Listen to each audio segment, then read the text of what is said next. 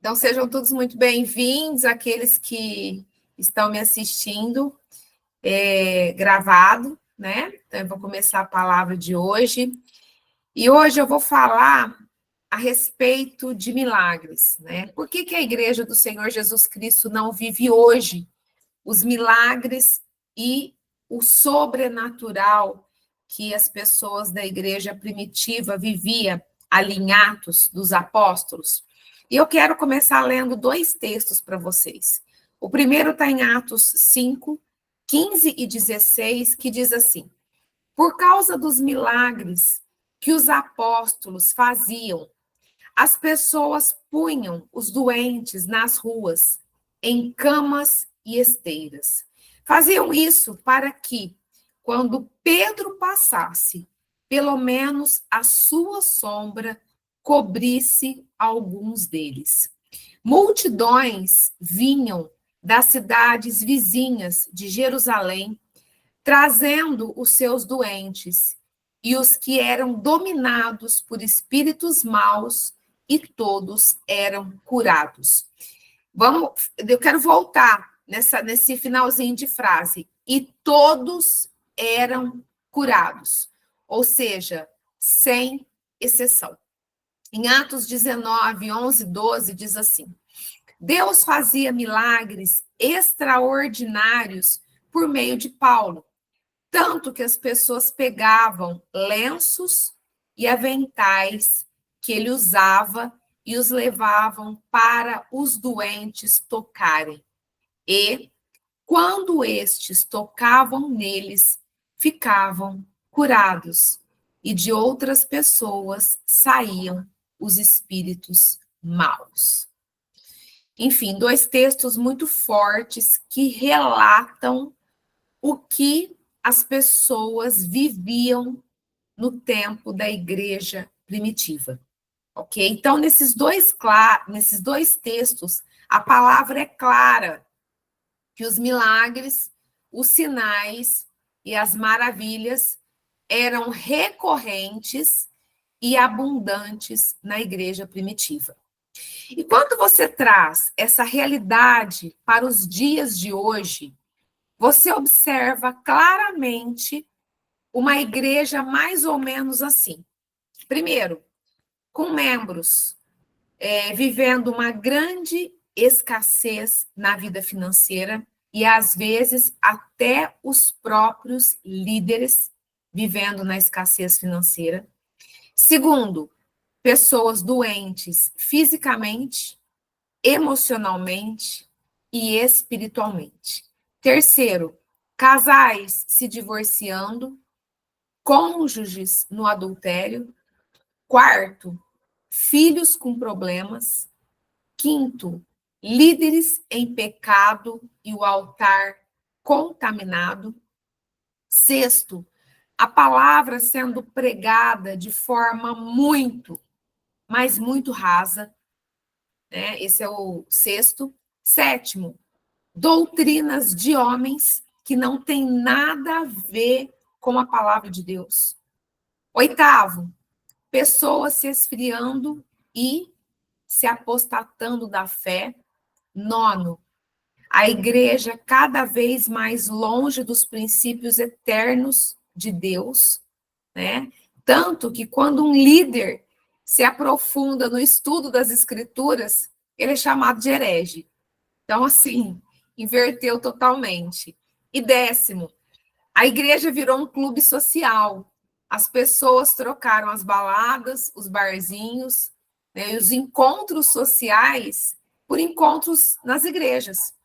Não que isso tenha algo de errado em se relacionar com as pessoas da igreja. Não estou falando disso.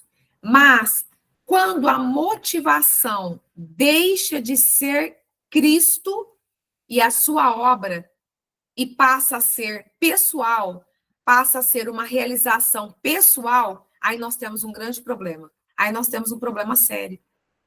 Porque tem muitas pessoas que vê que está tudo errado, mas fica cheio de dedos para poder se desvincular daquela igreja. Por quê? Porque criou vínculos.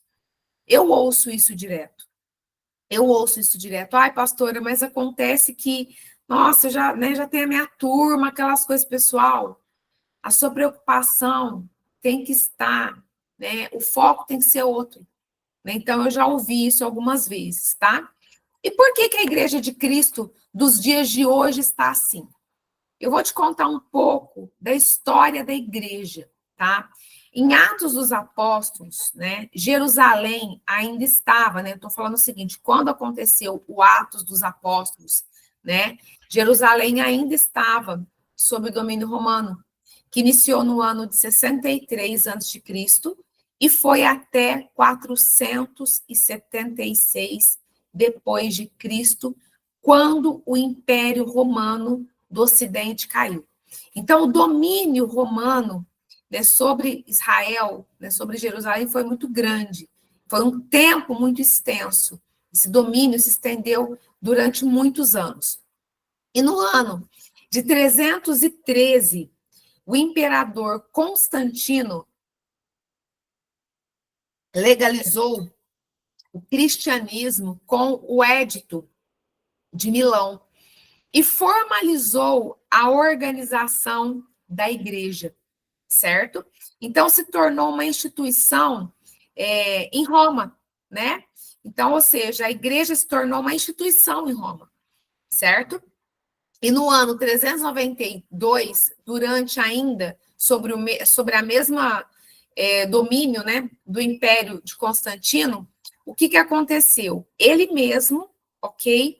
Ele com toda essa influência que ele traz para a igreja, né, do Senhor Jesus Cristo, então ele tirou os 5 ministérios da igreja e ele trouxe a teoria da substituição. Ok? E essa teoria é como se fosse uma perseguição na igreja até hoje. E você vai entender e você vai se identificar com isso. Então, no Édito de Milão, né, no Édito ali de Constantino, podemos chamar assim, ele criou problemas para os judeus guardarem o Shabat, ok? Então, para os cristãos ali da igreja primitiva, eles cumpriam os princípios bíblicos. Só que a partir de então, o que aconteceu? Oficialmente, o sábado foi substituído pelo domingo, como o dia a ser guardado a Deus. Ou seja, teve uma distorção na palavra, ok? Tanto é que quando eu me converti, eu cansei de ouvir isso nas igrejas. Ah, agora o dia de cultuar a Deus é no domingo. Né? Isso dava um nó na minha cabeça. Porque a palavra fala uma coisa e o homem fala outra. Ok? E então, o que a palavra de Deus fala é que o sábado é para ser guardado. Ok? Uma outra situação que aconteceu, o padre, né, na igreja católica foi substituído pelo pastor e pelos apóstolos, profetas, evangelistas, mestres, ou seja, os líderes, né, eles deixaram de operar efetivamente na igreja. Então, houve também essa substituição. Então, a igreja passou a ser de apostólica, ela passou a ser uma igreja pastoral, certo? Onde todo o poder se concentra no pastor. Começou a haver uma hierarquia. E na igreja primitiva não tinha hierarquia, ok? Não que não tinha organização. Organização é diferente de hierarquia. Hierarquia é quando o poder é concentrado na mão de uma única pessoa, ok? Mais uma situação. Roma roubou a posição de importância, né, que Jerusalém tem para nós enquanto cristãos e colocou o Vaticano no lugar, certo? E também, né, trouxe uma mudança no calendário, né? A mudança do calendário também teve uma influência de Roma. Um monge chamado Dionísio, ele ficou conhecido como criador do ano Domini, que foi atribuído, né, o ano 1 a partir do nascimento de Cristo, só que isso só na teoria, né? Porque a data que eles atribuíram para iniciar esse ano 1 não foi a data que realmente do nascimento de Jesus. Né? Se você estudar a história, né, existe uma diferença. Tem alguns historiadores que falam que a diferença foi de 4 anos, outros historiadores falam que a diferença foi de 7 anos, ok? Então, é por isso que você encontra uma doutrina na Igreja do Senhor Jesus Cristo, onde muitos líderes falam que o Antigo Testamento deixou de ter relevância depois que Jesus Cristo veio. Isso é uma outra, né, situação que não existe, que não é bíblica, né? Então eu quero ler para vocês Mateus 5, de 17 a 20, que diz assim: o próprio Jesus falando: não pensem que eu vim abolir a lei de Moisés, ou os escritos dos profetas. Vim cumpri-los. Eu lhes digo a verdade: enquanto o céu e a terra existirem, nem a menor letra ou o menor traço da lei desaparecerá, até que todas as coisas se cumpram. Portanto, quem desobedecer até o menor mandamento e ensinar outros a fazerem o mesmo, será considerado o menor no reino dos céus. Mas aquele que obedecer à lei de Deus e ensiná-la, será considerado grande no reino dos céus. Eu os advirto, a menos que sua justiça supere muito a justiça dos mestres da lei e dos fariseus, vocês jamais entrarão no reino dos céus. Para vocês verem como que isso é forte, né? A maioria dos líderes, eles nem conhecem esses princípios bíblicos que foram estabelecidos ali no Pentateuco, porque simplesmente tem um grupo de pessoas, de líderes, né, hoje dentro das igrejas, que só lê o Novo Testamento, só lê o Novo Testamento, né? Então, só para dar sequência, né, nessa questão ainda, né, que eu puxei o gancho a respeito do calendário, que foi uma outra situação que foi influenciada por Roma e que nós perdemos muito, né? Esse calendário ele foi estabelecido por Dionísio e é usado para numerar os anos, né? Primeiro foi o calendário juliano e depois o calendário juliano foi substituído pelo calendário gregoriano. Mas tanto Juliano quanto Gregoriano foram líderes, né, ali da Igreja Católica. Né? Então, assim, Dionísio ele era considerado um dos sábios da Cúria Vaticana. Tá? Então, só para vocês entenderem esse contexto histórico. Então, com isso, as festas bíblicas foram substituídas por festas pagãs dentro do calendário gregoriano, onde os dias da semana e os meses são consagrados a deuses da mitologia grega, né, que são os signos do zodíaco. Né? Então, se você estudar, você vai encontrar isso. Então, assim, essa influência grega, né, sobre Roma e, consequentemente, sobre a Igreja do Senhor Jesus Cristo, cauterizou a mente das pessoas. Hoje, quando você fala de cumprir o calendário bíblico, de você comemorar as festas, de descansar no Shabá, as pessoas te taxam de judaizantes. E não tem nada a ver com isso.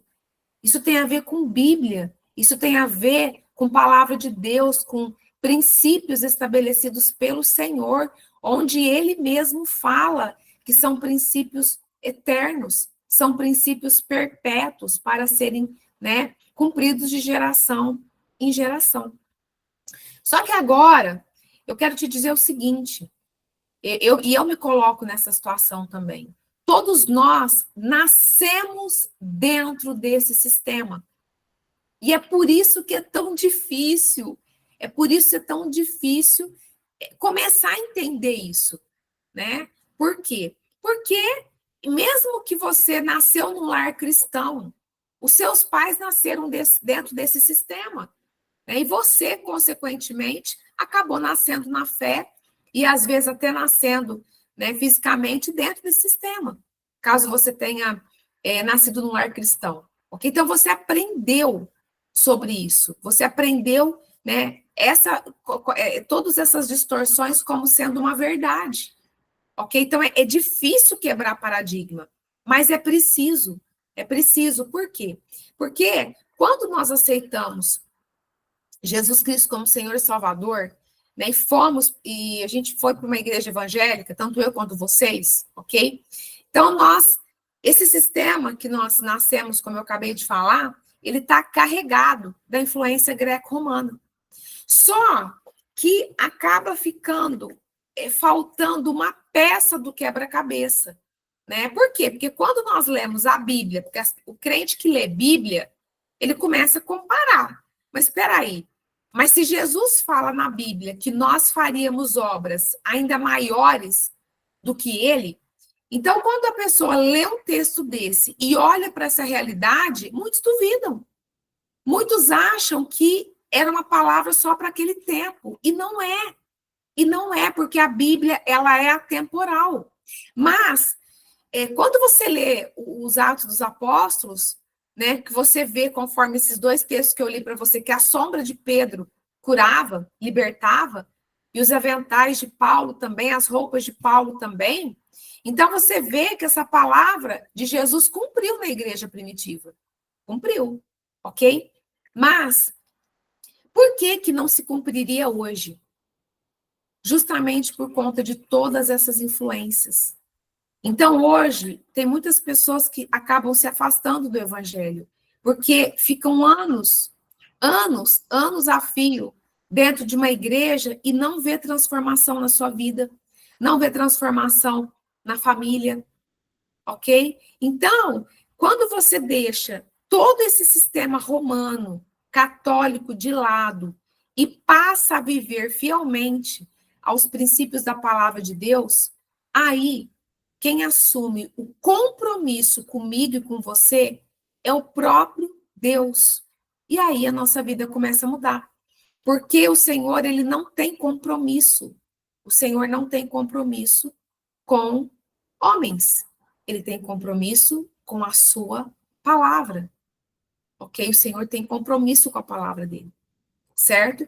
Então, e ainda nos dias de hoje, depois que começou a acontecer a restauração da igreja apostólica na terra, porque existe isso, esse movimento, existe a restauração, né? Nós estamos vivendo a restauração da igreja apostólica na terra. Tem algumas pessoas que chegam para mim e falam, pastora, mas a mim, porque eu converso com muita gente, o dia inteiro, a gente, né, chamando, pedindo ajuda, às vezes questionando algumas coisas, né, tirando dúvidas. Então, tem gente que fala, pastora, mas a minha igreja é apostólica. Só que aí, quando eu começo a fazer algumas perguntas, eu vejo que é só o título de igreja apostólica, mas a visão é romana, católica.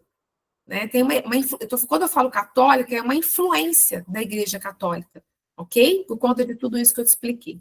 Então, porque quando eu falo da visão dos 5 ministérios, eu não estou falando simplesmente de títulos. Aí eu estou falando de uma mentalidade de techuvá. E o que é a techuvá? A techuvá significa no hebraico retornar aos princípios da Torá. Existe uma restauração dessa visão sobre a terra. O Senhor trazendo revelação para que haja o cumprimento desses princípios, ok? E é essa visão que vai trazer o avivamento sobre a terra. Por quê? Porque quando, né, já tem alguns lugares, já tem alguns focos de avivamento sobre várias nações. Já existe isso. Só que quando vier o grande avivamento, que vai ser o maior avivamento da história da igreja, o avivamento que vai trazer milhões de almas, né? Milhões de almas vão se converter. Vocês pensam junto comigo, uma questão de raciocínio. Do jeito que vocês olham para as igrejas hoje, vocês acham que essas pessoas, se elas não mudarem de mentalidade, que elas vão estar preparadas para poder cuidar e discipular muitas pessoas que virão depois do avivamento? Claro que não. Claro que não. Por quê? Porque elas não foram treinadas para isso. Elas foram acostumadas com o mesmo padrão de uma igreja católica. E como que é uma igreja católica? O padre está na frente, ali do púlpito, pregando o sermão dele, e todos os outros membros estão só recebendo. Uma pequena parte, um percentual muito pequeno, se envolve com a obra de Deus. Sendo que, biblicamente, todos nós fomos chamados para nos envolvermos com a obra. Porque todos nós temos um chamado. Todos nós temos dons, ok? O Senhor distribui tudo isso entre o corpo. Para quê? Para ficar guardado?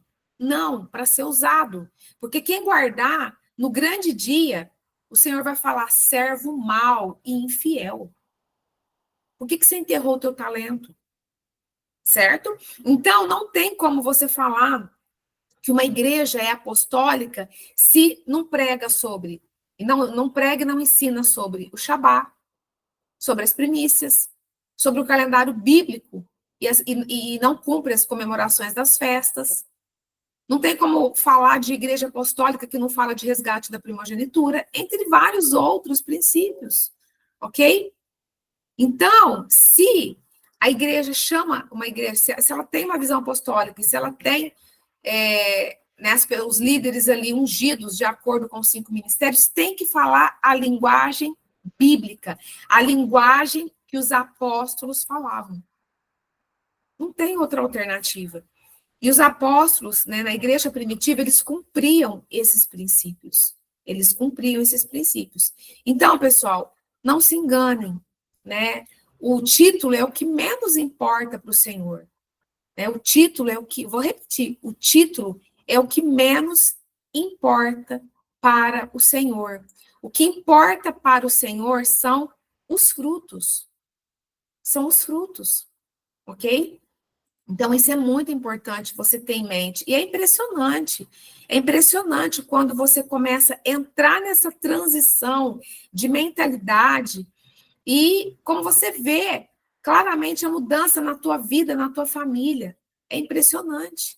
É impressionante. Eu falei para vocês, né, em outubro, eu fui numa escola de ministérios em Tocantins e foi tão tremendo, foi muito intenso, foram 5 dias, ministrações o dia inteiro. A gente tinha intervalo para almoçar, para tomar banho, né, para jantar.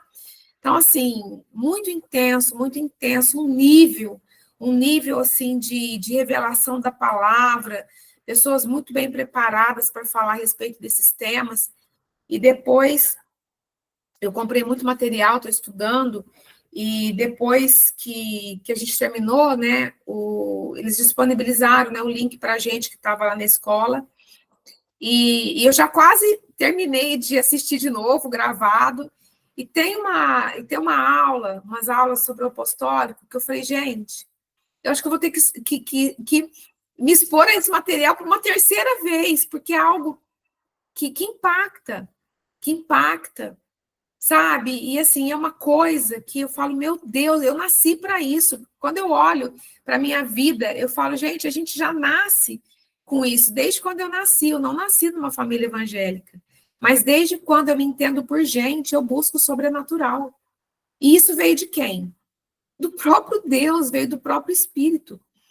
Né? Então, assim, é impressionante. É impressionante. E o tanto assim que o Senhor tem feito, né? Coisas maravilhosas. Coisa maravilhosa, eu tenho percebido muito a diferença, né? Muita diferença depois que o Senhor me tirou do sistema, né? Realmente é algo libertador, realmente é algo libertador. Então, assim, eu estou, né, falando para vocês justamente porque, meu Deus, é impressionante, muda tudo, né? Então, assim, eu quero deixar essa palavra para vocês e para vocês refletirem. E se vocês quiserem depois, né, vai ficar gravado na plataforma, depois se vocês quiserem assistir novamente, gravado, né, e vocês começarem a interiorizar isso e falar, meu Deus, né, é isso. E glória a Deus que o Senhor é tão maravilhoso, Ele é tão misericordioso, que Ele não nos deixa no engano. Ele não nos deixa, ele sabe, ele reconhece aqueles que buscam ele de todo o coração, né? Então, eu queria deixar essa palavra para vocês. E agora eu quero, né, vamos ceiar. Eu quero dar as boas-vindas, né? Eu vi que tem pessoas que estão aqui hoje pela primeira vez, então sejam bem-vindos, né? Seja bem-vinda, Franciele. Eu imagino que seu esposo também esteja aqui. Altiva, não sei se é a primeira vez dela, seja bem-vinda, se for. Deixa eu ver aqui mais. Tem uma pessoa que está como RG Blaise e Companhia, seja bem-vinda também. Então, Silmara Gonzaga, não sei se é a primeira vez. Então, todos que estão aqui pela primeira vez, sejam bem-vindos. Espero que vocês tenham sido abençoados com essa palavra. E agora eu vou encerrar o vídeo e nós vamos cear juntos, como igreja, em nome de Jesus. Então, pessoal, estou me despedindo por aqui. Vocês estão assistindo gravado. Um beijo, que Deus abençoe.